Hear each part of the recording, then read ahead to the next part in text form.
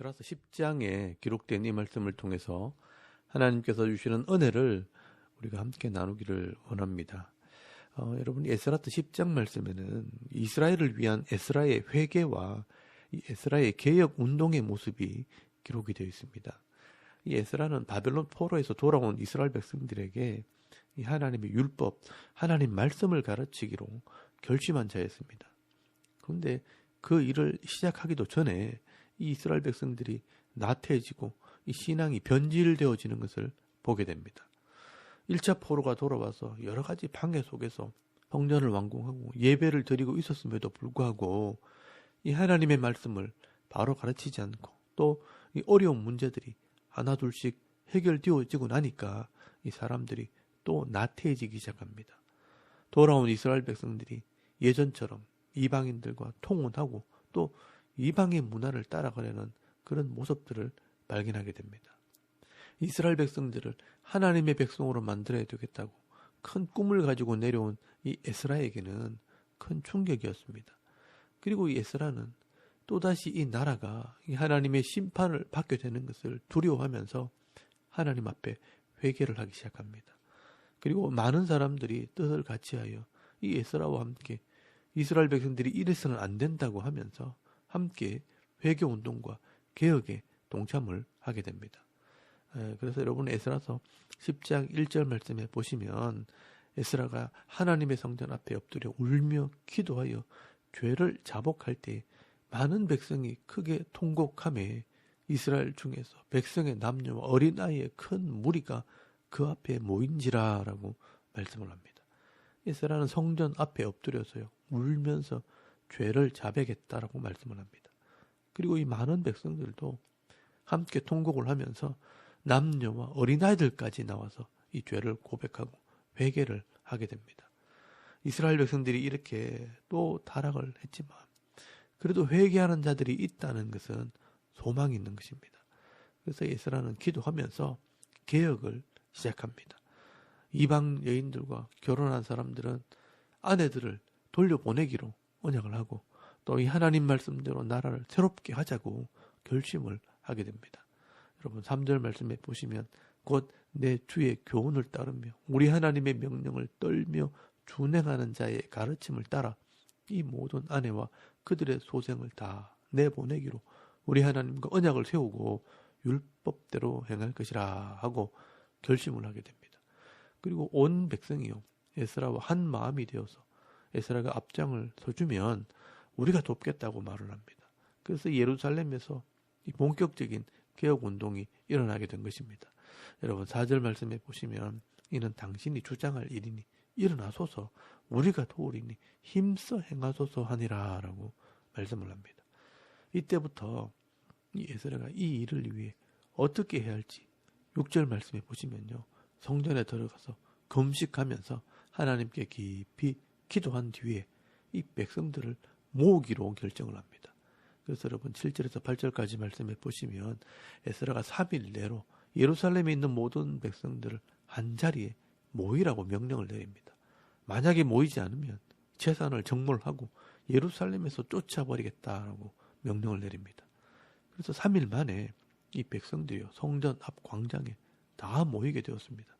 여러분 이때 이 에스라가요 마치 사사시대 사무엘이 이스라엘 백성들을 미스바에 모아놓고 설교하듯이 이스라엘 백성들이 이방인과 결혼한 죄를 지적하고요 그 죄를 자복하고 이 여인들을 끊어버리라고 설교를 하게 됩니다.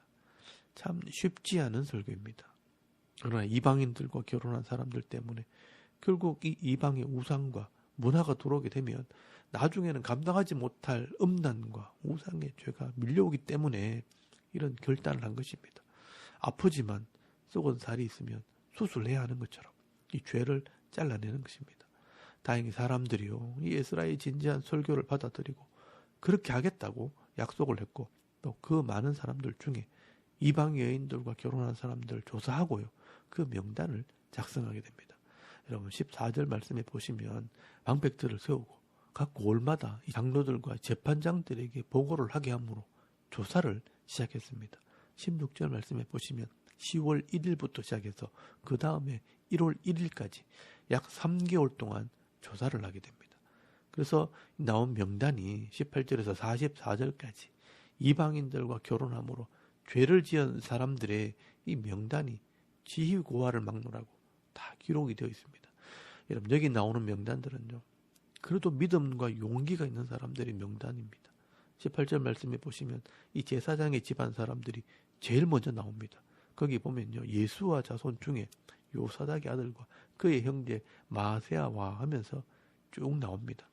지난번에 이 스가랴서 3장에 이 대제사장 요수아의 환상을 스가랴 선지자에게 보여줄 때 이 대제사장 요수아가 더러운 옷을 입고 하나님 앞에 서 있는 환상을 보셨을 겁니다. 대제사장이 이방인과 결혼했기 때문에 이 죄를 지은 것을 그렇게 말씀한 것입니다. 여러분, 이 부분을 잘 보시면요, 이 제사장의 아내가 바벨론에서 돌아오지 않았습니다. 그래서 이 제사장 요수아는 어쩔 수 없이 다른 아내와 결혼을 하게 되는데 이방인과 결혼을 한 것입니다. 여기에는요, 이 사탄의 유혹이 있었다는 것입니다. 그래서 스가랴서 3장 1절 말씀에 보시면 이 사탄이 하나님께 나가서 하나님을 대적했다라고 말씀을 하고 있는 겁니다. 여러분, 이 대제사장이 죄를 짓도록 유혹한 것이 바로 이 사탄의 짓입니다. 그래서 하나님께서 사탄을 책망하시면서 내가 너를 책망하노라 라고 말씀하는 것입니다. 여러분, 이 대제사장 요수아는요, 이 자기의 죄를 깨닫고 회개하게 될 때 하나님께서는 이 심판의 불에서 그를 끄집어내시고요, 더러운 옷을 입고 있는 요수아에게 이 아름다운 옷을 입혀 주십니다. 이렇게 이 자신의 죄를 깨닫고 회개하는 자들은 하나님께서 그 죄를 벗겨버리시고 다시 이 아름다운 지위를 회복시켜 주신다는 것을 말씀하고 있는 것입니다. 쉽지 않은 일이지만 이 하나님 말씀대로 순종하는 자들에게는 말씀대로 회복되는 은혜가 있다는 것을 여러분 기억할 수 있길 바랍니다. 그리고 에스라서 10장 23절 말씀에는요, 레위인들과 24절 말씀에는 노래하는 자들 중에서 많은 사람들이 이방인들과 결혼하는 것을 보게 됩니다. 이렇게 많은 지도자들부터 이 방백들과 고관들과 이 백성들이 죄를 짓기는 했지만 용기를 내어서 이 자신의 잘못을 인정하고 회개할 때 그 명단을 기록해 놓은 것입니다. 사실은 부끄러운 이름들이지만 한편으로는 용기 있는 사람들입니다. 이 사람들 때문에 다시 나라가 회복이 되고 또 새롭게 되어지는 그런 은혜가 있었던 것입니다. 자신의 죄를 자백하고 나라를 위해 결단을 한 것입니다. 그래서 이런 사람들의 이름이 지금도 이 성경에 기록이 되어 있는 겁니다. 하나님께서는요, 이런 자들의 이름을 귀하게 여기신다는 것입니다. 여러분, 우리에게도 이런 용기가 필요합니다. 비록 우리가 연약함으로 죄를 짓기도 하고 하나님 앞에서 실수하고 넘어질 수 있습니다. 그러나 나의 이런 연약함을 내어놓고 회개하며 기도할 때 하나님께서는 반드시 회복시켜 주시고요, 다시 은혜를 베풀어 주신다는 것을 믿고 여러분 순종할 수 있길 바랍니다. 여러분, 하나님께서는요, 이미 우리가 이런 죄를 지을 줄 알고 계십니다.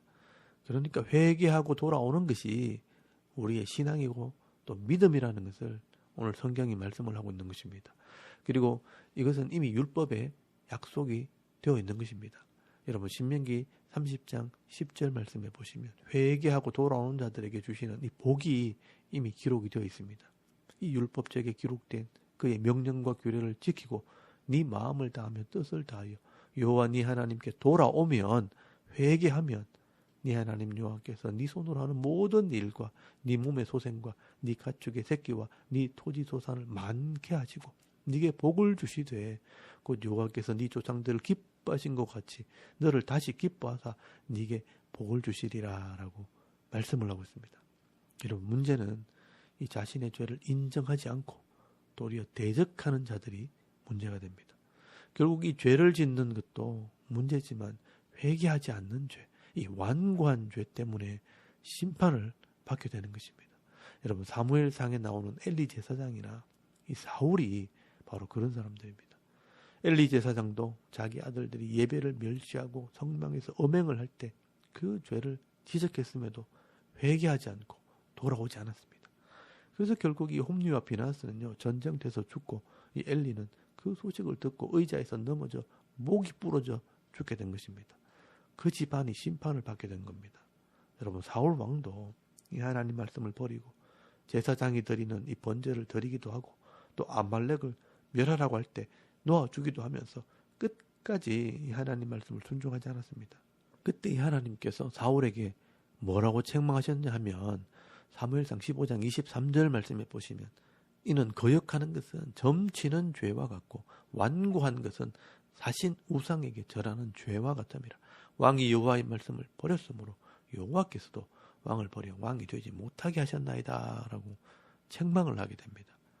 여러분, 이 하나님 말씀을 듣지 않는 이 거역하는 것, 불순종하는 것은 마치 무당을 찾아가 점치는 죄와 같고 또 죄를 지적당하고도 회개하지 않는 것은 완고한 것, 이 고집 부리는 것은 사신 우상, 죽은 우상에게 절하는 죄와 같다라고 말씀하는 것입니다.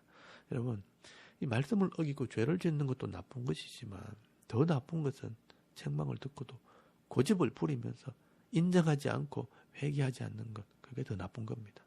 그래서 돌아오지 않고 회개하지 않으면 결국 심판을 받게 되는 것입니다. 그런데 여러분, 오늘 본문에도 보시면요, 그런 사람들이 나옵니다. 에스라서 10장 15절 말씀에 보시면 오직 아사헬의 아들 요나단과 디과의 아들 야스야가 일어나 그 일을 반대하고 무술람과 레위 사람 삽부대가 그들을 돕더라라고 말씀을 하고 있습니다. 여러분, 이 사람들은요, 당시 에스라의 개혁 운동을요 반대했던 사람들입니다. 이런 사람들의 이름도 여기 기록이 되어 있습니다. 남의 가정사에 간섭하지 말라고 하면서 레위 사람들과 이 지도자들이요, 이 에스라의 계획을 반대하고 하나님 말씀에 순종하지 않고 대적을 하고 나중에 반란을 일으키게 됩니다. 결국은 다툼과 싸움이 벌어지고 성벽이 불타는 일들이 벌어지게 되는 것입니다. 결국 여러분, 이런 사람들은요, 심판을 받게 되겠지만 하나님께서는 또 다른 일꾼들을 부르셔서 그 일들을 회복시켜 주십니다. 그래서 여러분, 2차 포로 때 이 에스라의 개혁으로 일어난 이 반란 때문에 무너진 성벽을 보수하기 위해 느헤미야가 다시 내려오게 되는 것입니다. 여러분, 오늘도 우리가 이 말씀대로 순종하고 회개하는 삶을 살아갈 때 여러 가지 환난을 당할 수 있고 또 대적들도 만날 수 있습니다. 그러나 말씀대로 순종하는 자들에게 반드시 하나님의 은혜가 있고요, 또한 도우시는 손길이 있다는 것을 여러분 기억하실 수 있길 바랍니다.